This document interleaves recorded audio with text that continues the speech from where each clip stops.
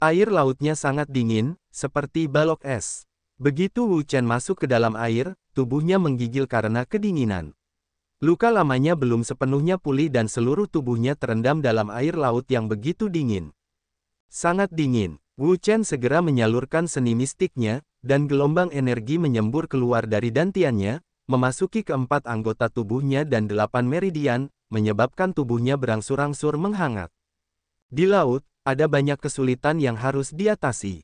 Dingin hanyalah salah satunya, dan masalah yang lebih besar adalah masalah pernapasan.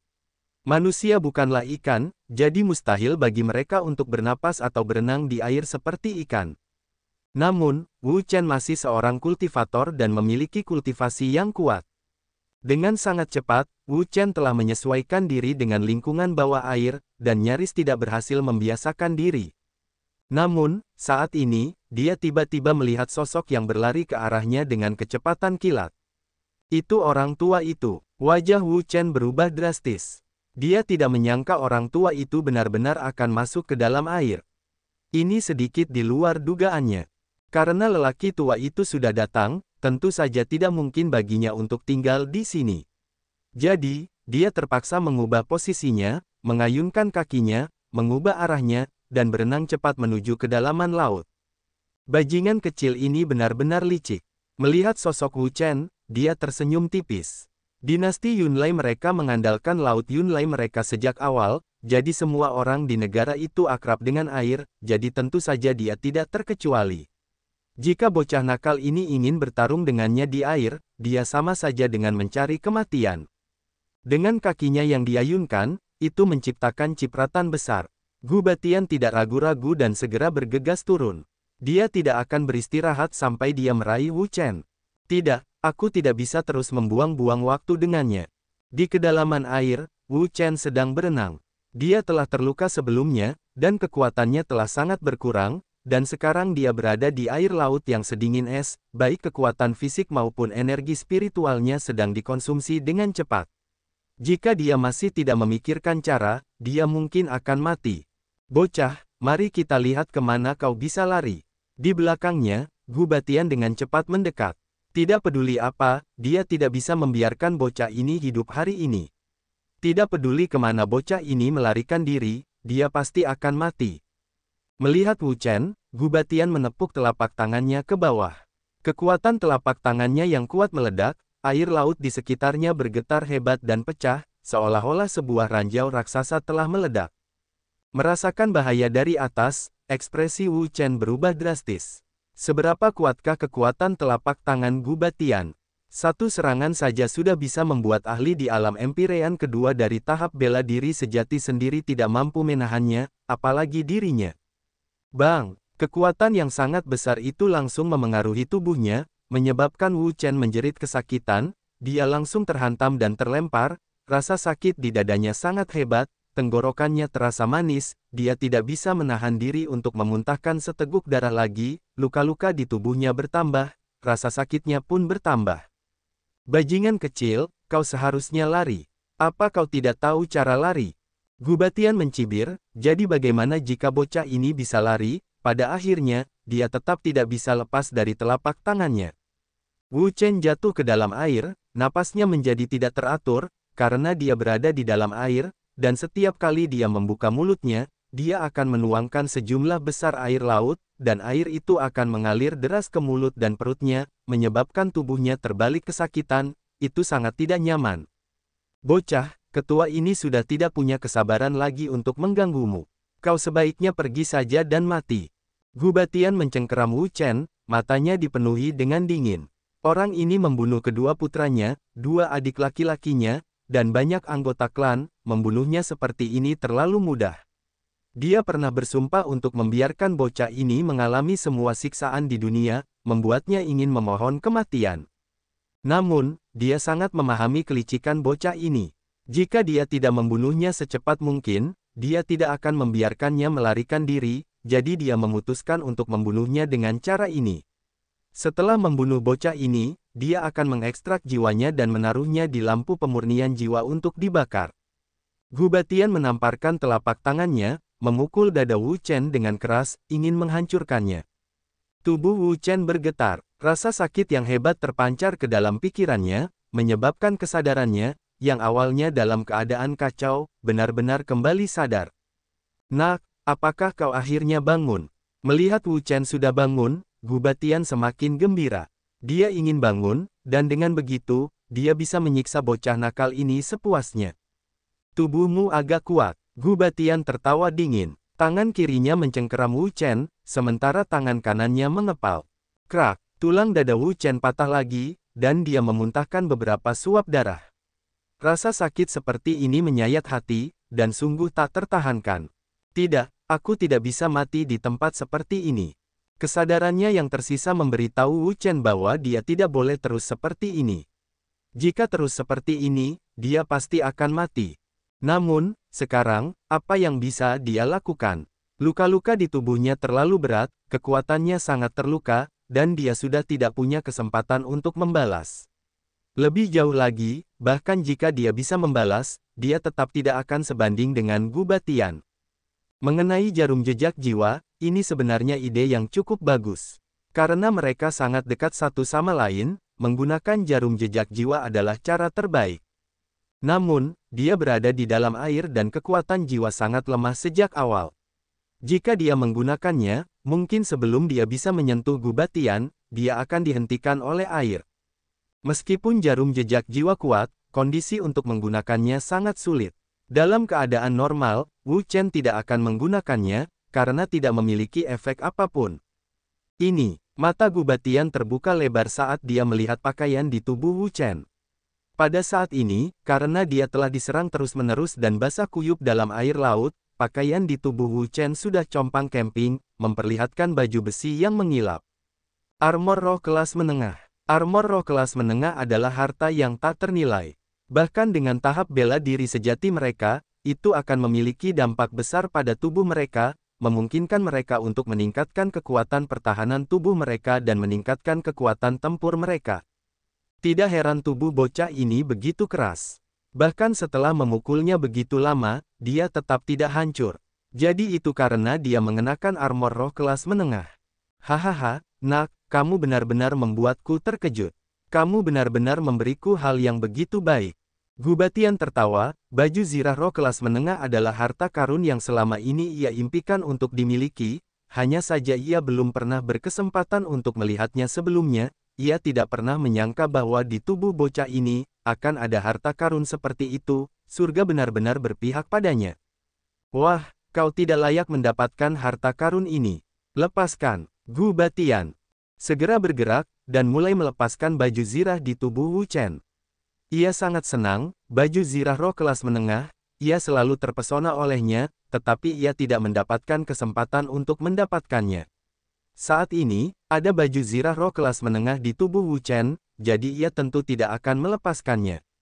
Wu Chen mencibir, lelaki tua ini memusatkan perhatiannya pada baju zirah roh kelas menengah di tubuhnya. Ini adalah kesempatan besarnya, ini adalah kesempatan langka, tetapi ia pasti tidak boleh melewatkannya. Pisau pembunuh naga. Tepat pada saat ini, Wu Chen dengan tegas menggunakan pisau pembunuh naga. Kilatan bilah pedang, yang mekar dengan cemerlang dan sangat menyilaukan. Pada saat ini, Gu Batian terbenam dalam cahaya baju zirah kelas menengah. Baju zirah kelas menengah, ini adalah barang bagus, tak ternilai, tak terukur, bahkan dalam mimpinya dia akan bermimpi mendapatkan harta karun seperti itu. Sekarang, mimpinya akan segera menjadi kenyataan, bagaimana mungkin dia tidak bahagia? Tanpa sepengetahuan mereka, bahaya telah tiba dengan tenang. Orang tua, pergilah dan mati. Tubuh Wu Chen bergetar saat dia memobilisasi energi yang tersisa di dalam tubuhnya dan dengan liar menyerbu ke dalam pisau pembunuh naga. Setelah itu, pisau pembunuh naga menebas dengan bilahnya, menyerang ke arah Gu Batian. Ekspresi Gu Batian berubah drastis. Dia tidak menyangka bahwa bocah ini tidak mati bahkan setelah menerima begitu banyak pukulan darinya. Dia masih mampu melepaskan kekuatan yang begitu kuat. Namun, jadi apa? Kekuatannya jauh melampaui anak ini. Tidak peduli seberapa kuat bocah ini, dia jelas bukan tandingannya. Dengan suara gemuruh yang marah, tubuhnya bergetar. Begitu pula, sebuah kekuatan dahsyat telah meletus, yang jauh lebih kuat dari kekuatan yang berasal dari tubuh Wu Chen ini. Saat kekuatan itu muncul, air di sekitarnya bergolak hebat, seperti minyak mendidih dalam wajan. Nak, bahkan jika kau berkultivasi selama 100 tahun atau 1000 tahun, kau tetap tidak akan sebanding denganku. Gu Batian berkata dengan dingin. Ia memiliki keyakinan penuh pada kekuatannya sendiri. Bang! Gelombang kekuatan absolut lainnya bertabrakan. Energi yang mengerikan menyapu keluar dari pusat dan menyebar ke segala arah. Kekuatan lelaki tua ini terlalu kuat, dia sama sekali bukan eksistensi yang bisa ia lawan. Sekarang tampaknya satu-satunya cara, adalah menggunakan beberapa gerakan terlarang. Kelas atas. Menatap pisau pembunuh naga di tangan Wu Chen, mata Gu Batian berbinar, dia sangat puas dengan Wu Chen. Orang ini, tidak hanya memberinya satu set baju zirah kelas menengah, dia bahkan memberinya satu set baju zirah kelas atas, dia benar-benar bijaksana. Hahaha, nak, pisau berharga milikmu ini milikku. Meraihnya, barang-barang kelas atas, tidak peduli yang mana, semuanya adalah harta karun tertinggi, dan bisa dikatakan tak ternilai harganya. Mata Wu Chen menjadi dingin, dan mendesah dalam hatinya. Sepertinya dia tidak perlu menggunakan teknik terlarang apapun. Gu Batian tertawa terbahak-bahak, dan langsung meraihnya dengan tangan kanannya. Bocah ini tidak lagi memiliki kekuatan tersisa, dan tidak mampu melawannya. Namun, saat dia penuh percaya diri dan berpikir bahwa Wu Chen akan meninggal, tiba-tiba, kekuatan yang kuat meledak keluar dari tubuh Wu Chen, mengguncangnya. Apa? Melihat pemandangan ini dengan kaget, mata Gu Batian dipenuhi dengan keterkejutan. Awalnya, ia mengira Wu Chen seperti lampu yang kehabisan minyak, tetapi ia tidak menyangka bahwa ia masih bisa memancarkan energi sekuat itu dari tubuhnya. Saat ini, Wu Chen telah berubah menjadi orang berdarah dan seluruh tubuhnya diselimuti oleh cahaya berdarah. Darah yang tak terbatas menguap dari tubuhnya, tetapi tidak menyatu dengan air laut di sekitarnya. Sebaliknya, darah itu membentuk lapisan darah yang menutupi permukaan tubuhnya. Menghadapi Gu Batian yang kuat, Wu Chen tidak punya pilihan lain selain menggunakan seni absolut yang tabu. Kau pantas mati. Wu Chen tergagap setiap kali mengucapkan kata-kata itu. Setiap kali ia mengucapkan sepatah kata, darah di tubuhnya akan menguap sedikit, dan aura darah yang menyelimuti tubuhnya juga akan sedikit mengental. Seluruh tubuhnya tampak tidak berbeda dari dewa kematian dari neraka. Jantung Gu Batian berdebar kencang, dan wajahnya menjadi gelap. Bocah ini benar-benar aneh. Bahkan pada tahap ini, ia masih bisa melepaskan kekuatan yang begitu besar. Itu tidak terbayangkan. Anak ini tidak boleh dibiarkan hidup. Niat membunuh di mata Gu Batian melonjak. Dia tidak ingin lagi menyiksa Wu Chen, dia hanya punya satu pikiran di benaknya, yaitu membunuh Wu Chen dan menghilangkan semua masalah di masa depan. Ini karena keberadaan orang ini memungkinkannya melihat jenis ancaman. Bocah, tidak peduli seberapa anehnya dirimu, kamu pasti akan mati hari ini. Gu Batian memiliki keyakinan mutlak pada kekuatannya sendiri. Melawan satu Wu Chen, itu pasti lebih dari cukup, dan dia tidak perlu membuang-buang tenaga sama sekali. Telapak penghancur surga, Gu Batian berteriak, dan segera menggunakan telapak penghancur surga yang kuat. Disinilah esensi dari telapak penghancur delapan berada, dan mengandung kekuatan yang sangat mengerikan. Dirinya saat ini, sudah kehilangan sepertiga darah di tubuhnya, tetapi dia sama sekali tidak peduli. Dia hanya ingin membunuh Gu Batian sekarang, dan dia tahu bahwa jika orang tua ini tidak mati, dia akan mati. Dewa kematian telah tiba. Ini adalah teknik terlarang, yang diciptakan oleh Dewa Kematian dari Netherworld. Dalam kehidupan sebelumnya, Wu Chen telah menggunakan pil abadi untuk menukar gerakan ini dengan Dewa Kematian dari Netherworld. Dead God's Descent adalah teknik terlarang dengan kekuatan yang mengerikan. Begitu dilepaskan, lawannya pasti akan mati. Sama sekali tidak ada kemungkinan lain. Namun, untuk menggunakan gerakan ini, seseorang harus membayar harga yang mahal. Kecuali tidak ada pilihan lain, Wu Chen pasti juga tidak akan menggunakan gerakan ini. Pada saat ini, darah yang menyelimutinya mulai bergoyang cepat, mengembun menjadi sosok yang kabur. Sosok ini diam-diam melayang di atas kepala Wu Chen. Aura mengerikan yang tak berujung menyelimuti tubuhnya, seolah-olah Dewa Kematian telah turun ke dunia. Perasaan seperti itu benar-benar tak terlukiskan.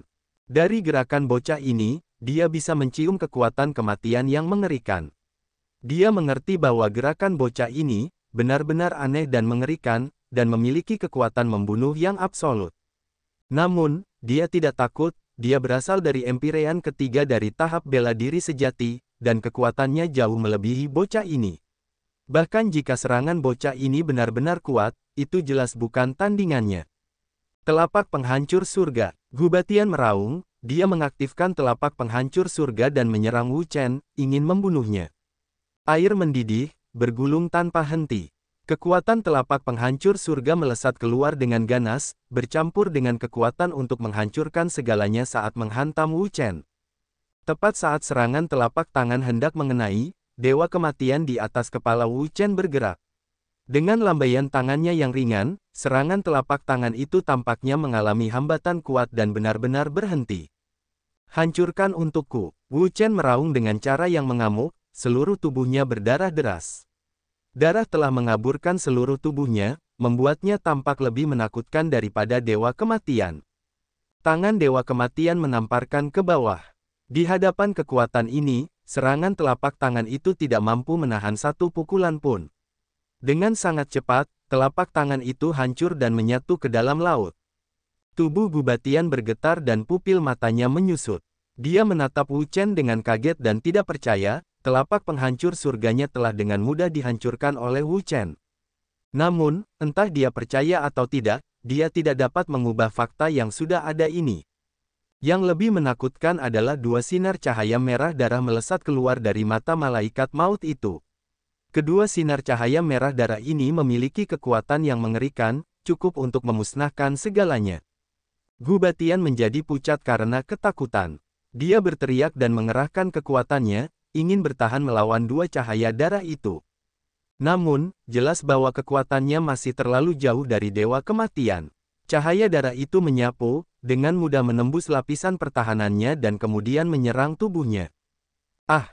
Gubatian berteriak. Dia tidak dapat menghindar tepat waktu dan terkena cahaya darah itu, menyebabkan tubuhnya terlempar ke belakang. Sebuah lubang berdarah besar telah terbuka di dadanya. Sampai saat dia meninggal, Gubatian masih tidak mengerti bagaimana dia meninggal. Melihat Gubatian telah meninggal, Wu Chen akhirnya menghela napas lega. Orang tua ini akhirnya memakan buah iblisnya sendiri dan dibunuh olehnya. Cincin penyimpanan, kemarilah. Wu Chen meraih cincin penyimpanan Gubatian.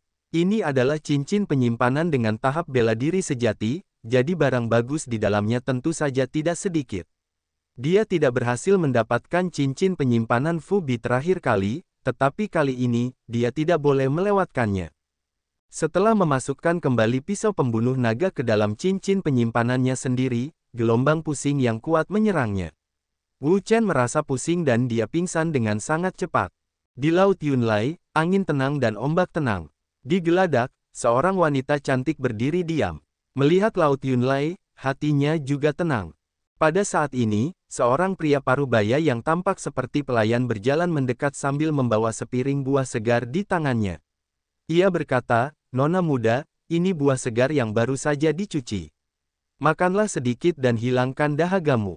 Wanita muda itu melihatnya dan tidak menolak. Ia mengambil sebuah apel dan meletakkannya di dekat mulutnya. Ia menggigitnya dengan lembut. Apel itu manis, renyah, dan lezat. "Paman Liu, Anda juga harus memakannya." "Baiklah." Tetua Liu juga mengambil satu dan mulai memakannya dengan mulutnya. "Aku ingin tahu apakah kita akan bertemu bajak laut dalam perjalanan ini." Wanita muda itu mengerutkan kening. Bajak laut merajalela di Laut Yunlai, menyebabkan kerusakan besar bagi mereka berdua. Tetua Liu melihat ke laut dan berkata, "Dengan kekuatan armada kita, tidak ada bajak laut biasa yang berani datang ke sini. Nona muda dapat yakin, tidak akan ada masalah." "Kuharap begitu." Wanita muda itu mendesah pelan. Apa lagi yang bisa ia lakukan sekarang selain berpikir seperti ini? Pada saat ini, seseorang bergegas berlari dan berkata, "Nona tertua, Manajer Liu, kami menemukan seseorang di laut sana. Silakan pergi dan lihat. Haruskah kita menyelamatkannya? Di mana dia? Silakan ikut denganku." Wanita muda dan pria parubaya bermarga Liu segera mengikuti pria itu. Benar saja, ada seorang pria muda yang mengambang di air 50 meter dari kapal mereka. Tampaknya dia pingsan. Nona tertua, itu dia. Haruskah kita pergi dan menyelamatkannya? Gadis muda itu berpikir sejenak dan berkata, Paman Liu, cepatlah dan selamatkan mereka. Ya, Tetua Liu segera memerintahkan 2 orang untuk masuk ke air untuk menyelamatkannya. Mereka berdua adalah perenang yang sangat baik, jadi mereka dengan cepat mengangkat pria yang mengambang itu dan meletakkannya di geladak. Paman Liu, bagaimana keadaannya? Wanita muda itu berjalan mendekat dan melihatnya. Orang ini tampak sangat muda, dan pakaiannya compang camping. Jelas bahwa dia menderita semacam cedera serius. Setelah beberapa saat, pria bernama Liu itu mendesah, Nona, orang ini terluka parah. Aliran darahnya terlalu serius, dan tubuhnya retak. Organ-organ dalamnya takut akan getaran. Situasinya sangat buruk. Dengan keterampilan medis saya khawatir saya tidak dapat melakukan apapun. Menurut perhitungannya, setidaknya sepertiga dari darah pria itu hilang. Kehilangan darah dalam jumlah yang begitu besar tidak tertahankan bahkan bagi kultivator. Jika bukan karena pria itu masih muda dan memiliki ki roh mendalam yang kuat, dia pasti sudah meninggal. Wanita muda itu mengerutkan kening. Dia juga samar-samar dapat melihat bahwa kondisi orang ini sangat buruk, bukan sesuatu yang dapat dihadapi oleh orang biasa. Apa ini? Pada saat ini, Master Rumah Bela Diri Liu melihat bahwa meskipun pakaian orang ini compang camping, pakaiannya tidak banyak rusak. Selain beberapa area kecil yang sedikit rusak, sisa pakaiannya masih utuh. Armor roh kelas menengah. Setelah pemeriksaan yang cermat, Tetua Liu terkejut menemukan bahwa pakaian ini sebenarnya adalah armor roh kelas menengah. Armor roh kelas menengah bukanlah barang biasa, itu adalah harta yang tak ternilai. Mengenakannya akan seperti mengenakan kehidupan kedua. Barang-barang seperti armor roh selalu langka, dan untuk armor roh kelas menengah, itu bahkan lebih langka. Dia telah berkultivasi selama bertahun-tahun, tetapi dia belum pernah melihat armor roh kelas menengah seperti itu. Jika dia bisa mendapatkannya, kekuatannya akan meningkat pesat, dan bahkan jika tahap bela diri sejati membunuhnya, itu tidak akan menjadi tugas yang mudah. Armor roh kelas menengah. Mata ramping wanita muda itu berbalik dan mendarat di armor yang indah itu, tidak dapat menyembunyikan emosinya. Armor roh kelas menengah, benda semacam ini, adalah sesuatu yang hanya ada dalam legenda baginya. Sekarang, dia telah melihat ini di sini, bagaimana mungkin dia tidak tergerak? Namun, dia tidak bertindak gegabah. Orang ini masih sangat muda, dan kemungkinan besar merupakan keturunan dari keluarga besar. Jika mereka mencoba menyakitinya dan membiarkan keluarga di belakangnya mengetahuinya, itu akan sangat merepotkan. Selain itu, mereka tidak memiliki kebiasaan mencuri barang milik orang lain. Dia sudah bangun. Setelah beberapa saat, pemuda itu perlahan membuka matanya dan terbangun dari tidurnya. Siapa kau? Tempat apa ini? Pemuda itu menatap wanita muda dan pria parubaya itu sambil bertanya dengan rasa ingin tahu. Wanita muda itu berkata, ini kapal kita. Di atas kapal. Dari kelihatannya, dia masih berada di Laut Yunlai dan dia belum mati. Apakah kau menyelamatkanku? Wanita muda itu mengangguk. Kurasa begitu. Terima kasih banyak. Pemuda itu menopang dirinya sendiri dan duduk di tanah. Mengambil napas dalam-dalam, sejumlah besar kenangan membanjiri pikirannya. Aku tidak menyangka bahwa aku masih bisa bertahan hidup setelah menggunakan jurus turunnya Dewa Kematian. Jadi ternyata orang ini adalah Wu Chen. Setelah dia menggunakan jurus turunnya Dewa Kematian dan membunuh Gubatian, dia pingsan karena kelelahan, dan sama sekali tidak menyadari apa yang terjadi setelahnya. Segera setelah itu, dia memeriksa tubuhnya. Tubuhnya dalam kondisi yang mengerikan. Dia telah kehilangan banyak darah, dan semua organ dalamnya telah terluka parah. Permisi, siapa kau? Wanita muda itu mengerutkan alisnya, tidak sangat ingin menjawab, tetapi pria parubaya bermarga Liu di sampingnya berkata, kami dari Pulau Yunyao. Pulau Yunyao. Pulau Yunyao memiliki pulau ini yang tercatat di sana, dan itu adalah pulau besar di Laut Yunlai. Banyak orang tinggal di pulau ini, dan beberapa dari mereka sangat kuat.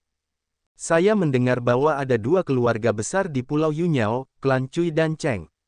Klan mana yang Anda miliki? Wanita muda dan pria parubaya bermarga Liu saling memandang, keduanya terkejut. Melihat situasinya, orang ini tampaknya memiliki sedikit pemahaman tentang Laut Yunlai, dia sebenarnya tahu tentang Pulau Yunyao, dan juga tahu tentang Cui dan keluarga Cheng. Wanita muda itu berkata, kami dari klan Cui, nama saya Cui Yingying, bolehkah saya tahu siapa Anda? Keluarga Cui, Cui Yingying. Seperti yang diharapkan, orang-orang ini adalah anggota klan besar Pulau Yunyao. Klan Cui, serta kekuatan klan Cui, juga sangat kuat. Wu Chen, mengunyah nama ini, keduanya tiba-tiba membuka mata lebar-lebar, menatap Wu Chen dengan kaget, tubuh mereka juga tanpa sadar mundur, menunjukkan sedikit rasa takut. Kau adalah Wu Chen yang membunuh Gu Yue dan dicari oleh seluruh keluarga Gu. Masalah Wu Chen yang membunuh Gu Yue di Pulau Misty Stream telah lama menyebar ke seluruh Laut Yunlai, menyebabkan kegemparan besar dan diketahui hampir semua orang. Setelah itu, setelah Gu Yue terbunuh, orang ini menghilang dari Laut Yunlai, dan mereka mendengar bahwa dia telah pergi ke dinasti Yunlai. Di bawah tatapan heran orang banyak, Wu Chen menganggukkan kepalanya, dia tidak pernah berpikir untuk menyembunyikan identitasnya, dan apa yang dia katakan adalah apa yang dia maksud. Cui Yingying menarik napas dalam-dalam.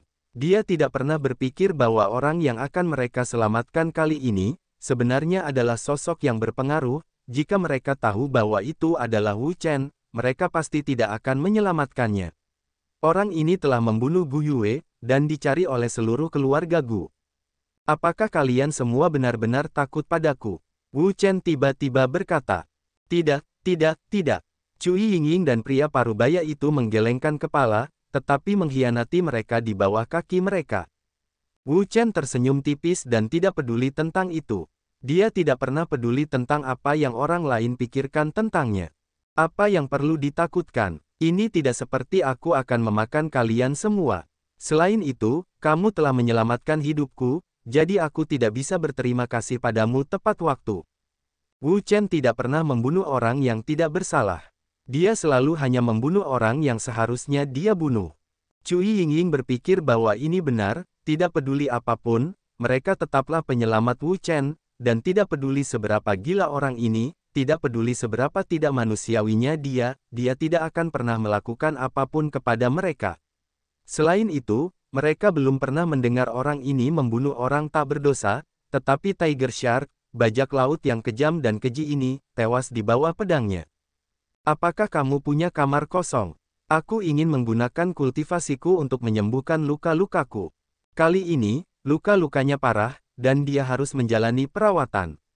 Kalau tidak, jika lukanya memburuk, kondisinya akan semakin buruk. Ya, Cui Yingying mengangguk, dan memerintahkan salah satu dari mereka, Fu, bawa Tuan Wu ke kabin. Ya, Nona tertua, terima kasih banyak. Wu Chen menangkupkan tangannya ke arahnya dan mengikuti Fu ke kabin. Setelah Wu Chen pergi, Cui Yingying bertanya, Paman Liu, apa pendapatmu tentang masalah ini? Tetua Liu menghela napas dan berkata, ini bukan bencana, ini berkah.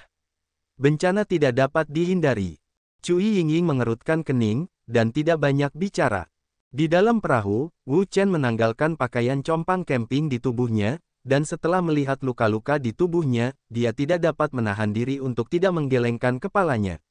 Kali ini, luka-luka di tubuhnya, hanya berdasarkan luka luar saja, mungkin tidak separah luka dalam yang dideritanya sebelumnya, tetapi luka dalam itu sangat parah.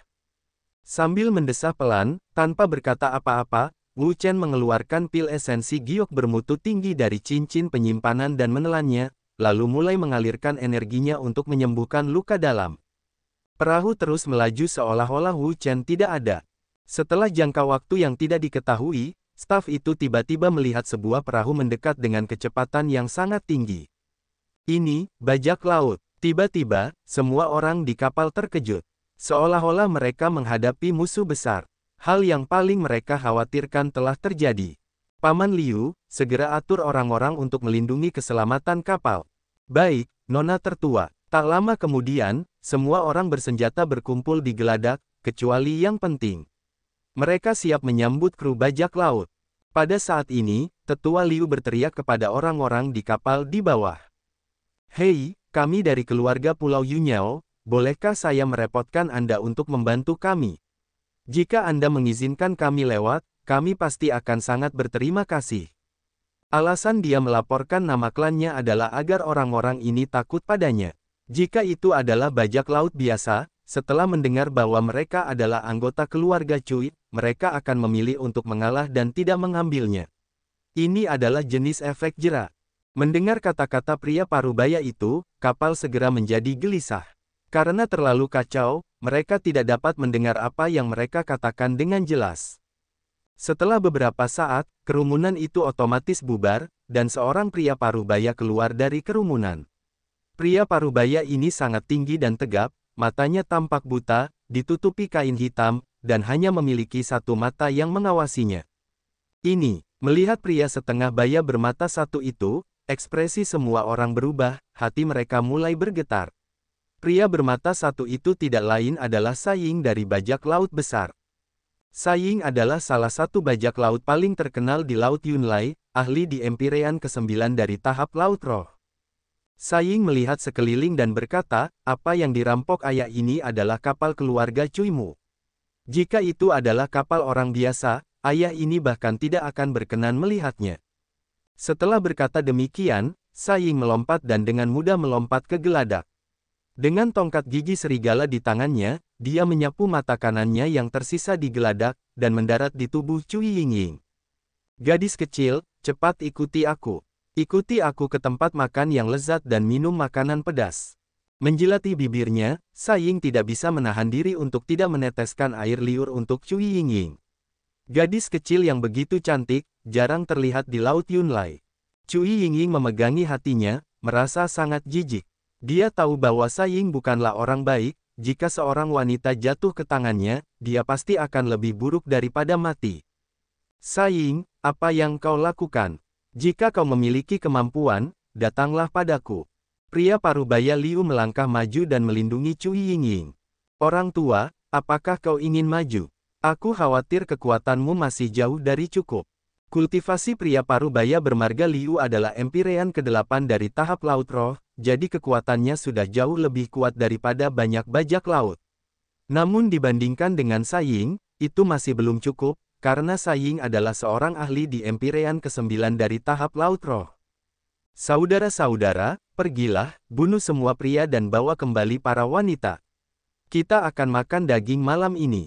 Baik, bos. Dengan kata-kata Saying, semua bajak laut menyerbu ke depan, mengacungkan senjata mereka dan melotot ke arah Cui Yingying dan yang lainnya.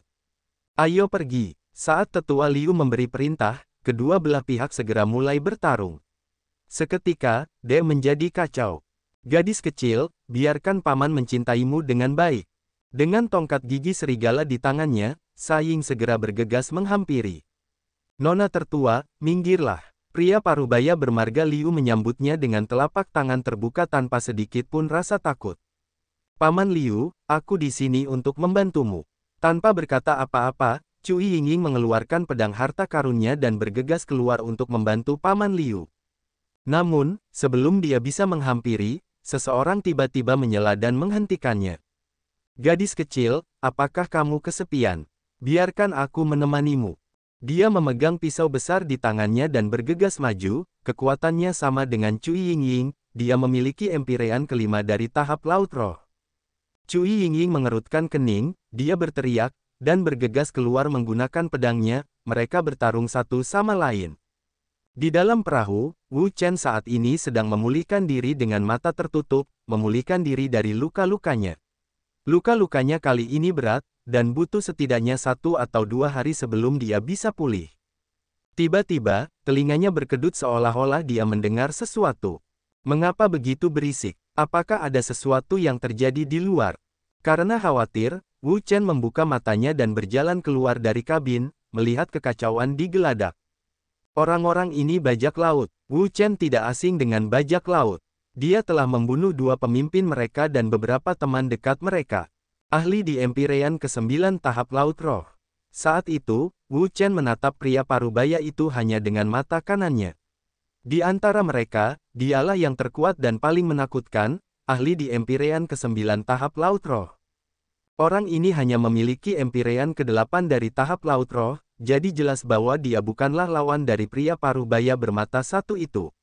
Di bawah serangan tongkat gigi serigala milik pria parubaya bermata satu itu, jelas bahwa dia tidak sebanding, dan berada dalam posisi yang kurang menguntungkan. Jika dia tidak bertindak, orang-orang ini akan mengalami akhir yang menyedihkan.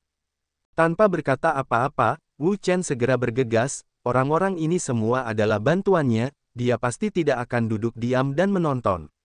Wu Chen melancarkan pukulan, yang pertama menyerang orang yang melawan Cui Yingying. Orang itu terkejut melihat Wu Chen menyerang ke arahnya, dia tidak menyangka akan melihat ranker muda seperti itu berdiri di belakang mereka semua. Nak, jika kamu ingin menjadi pahlawan dan menyelamatkan seorang wanita cantik, maka mari kita lihat apakah kamu memiliki kemampuan untuk melakukannya. Pria itu mengayunkan pedang besarnya, dan langsung menebas dengan pedangnya, pedang yang mengerikan menebas ke arah Wu Chen. Hati-hati, teriak Cui Yingying dengan cemas. Wu Chen datang untuk menyelamatkannya, dia tidak ingin sesuatu terjadi padanya. Wu Chen tersenyum tipis, beraninya orang sekecil itu datang dan bertarung dengannya, dia sama saja dengan mencari mati. Sambil mencengkeram tinjunya, Wu Chen langsung melancarkan pukulan. Sebuah kekuatan dahsyat meledak seketika, dan pukulan keras itu mendarat di bilah pedang orang itu. Ah! Pria itu berteriak saat dia dan pedangnya terlempar beberapa meter ke belakang. Akhirnya, dia jatuh ke geladak dan memuntahkan darah. Aura di sekelilingnya mereda, karena dia terluka parah. Sangat kuat, mata Cui Yingying terbuka lebar, melihat semuanya, dia merasa itu tidak dapat dipercaya. Empirean kelima dari tahap Laut Roh benar-benar terlempar begitu saja oleh salah satu tinjunya, kekuatan orang ini, terlalu kuat, sampai-sampai dia tidak bisa menandinginya. Seperti yang diharapkan dari sosok yang pernah membunuh Gu Yue sebelumnya, kekuatannya benar-benar mengerikan. Apakah Anda baik-baik saja, Nona Cui? Cui Yingying tersadar, menggelengkan kepalanya, dan berkata, saya baik-baik saja, terima kasih telah menyelamatkan saya. Sama-sama, setelah mengatakan itu, Wu Chen melancarkan pukulan lagi, yang mendarat pada bajak laut kecil lainnya. Para bajak laut kecil itu bukanlah tandingan Wu Chen, mereka berteriak dan langsung jatuh ke tanah, menderita luka parah. Wu Chen tertawa dingin, para bajak laut ini benar-benar mampu melakukan tindakan keji, dan menghadapi orang-orang seperti itu, dia pasti tidak akan bersikap sopan, dan langsung melancarkan pukulan pada mereka. Tepat saat dia hendak menyerang para bajak laut kecil lainnya, dia tiba-tiba mendengar Cui Yingying berteriak, Paman Liu. Wu Chen berbalik untuk melihat dan melihat bahwa Paman Liu telah terpental oleh hantaman tongkat Saying. Dia jatuh ke geladak dan terus-menerus memuntahkan darah dengan luka serius. Pada saat ini, ketika Cui Yingying menopang tubuhnya, air mata tidak dapat menahan diri untuk tidak jatuh. Gadis kecil, lebih baik kau tidak melawan, patuhlah padaku, Paman akan sangat mencintaimu. Sambil memegang tongkat gigi serigala di tangannya, Saying berjalan mendekat. Setiap langkah terasa sangat berat, membuat orang merasa kuat. Hati Cui Yingying bergetar, dan tidak bisa menahan diri untuk mundur. Dia sudah lama tahu bahwa jika kejahatan Saying jatuh ke tangannya, maka itu akan menjadi nasib yang lebih buruk daripada kematian. Nona, cepat pergi, aku akan melindungimu. Tetua Liu berjuang untuk berdiri, tetapi dia tidak mampu. Luka-lukanya terlalu parah dan dia memuntahkan seteguk darah. Paman Liu, kau baik-baik saja, kan? Cui Yingying segera mengambil pil dan menyuapkannya ke Paman Liu untuk menekan luka-luka di tubuhnya. Orang tua, apakah kau ingin mati? Aku akan mengabulkan keinginanmu. Sambil memegang tongkat gigi serigala, Saying mengayunkan tongkat itu. Tongkat gigi serigala ini beratnya 1000 kg dan sangat mengerikan. Ketika tongkat itu jatuh, sebuah lubang besar akan muncul di geladak. Bang!